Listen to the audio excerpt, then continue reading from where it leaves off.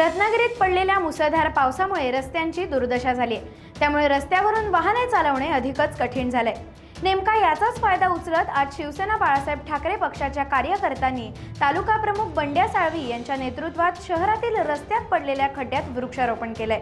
याच वेळी सरकार विरोधात कार्यकर्त्यांनी घोषणा दिल्या आहेत। गली गली में शोर है, नगर प्रशासन चोर है, नगर पालिकेचा या सरकारचं करायचं काय? खाली लोकं वर पाय. या सरकारचं करायचं काय? खाली लोकं वर पाय.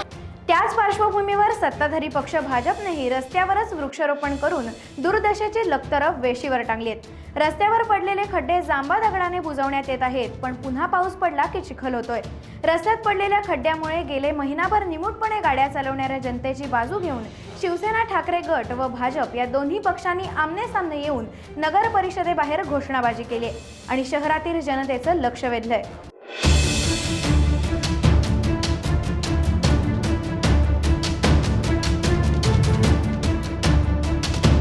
जनतेच्या हितासाठी जे जे आम्हाला करायला लागेल, आता तुम्ही म्हटलं जे आमच्या बरोबर येतील त्यांना आम्ही घेऊन काम करणार।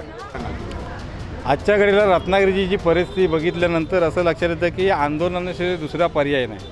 आज गेली 5-10 वर्ष बघितलं तर रत्नागिरीला सर्व जो कारभार आहे आणि हा जो रस्त्याचा जो प्रकार आताचा आहे तो इतका खेदाजनक आहे की तुम्ही त्या रस्त्यावरून चालू शकत नाही। गाडी चालवायच्या तर गोष्टी सोडा, पूर्ण रत्नागिरी शहरामध्ये रस्ता शोधून सापडत नाही। म्हणून ही आजची परिस्थिती आली आहे की आम्हाला रस्त्यावरती यायला लागलं।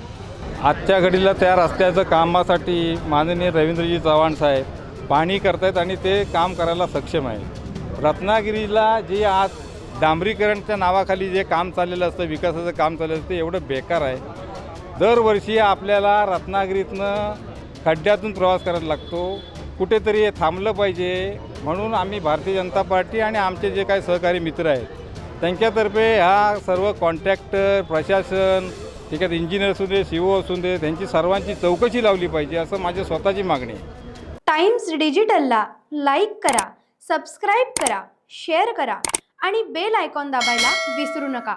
Times digital.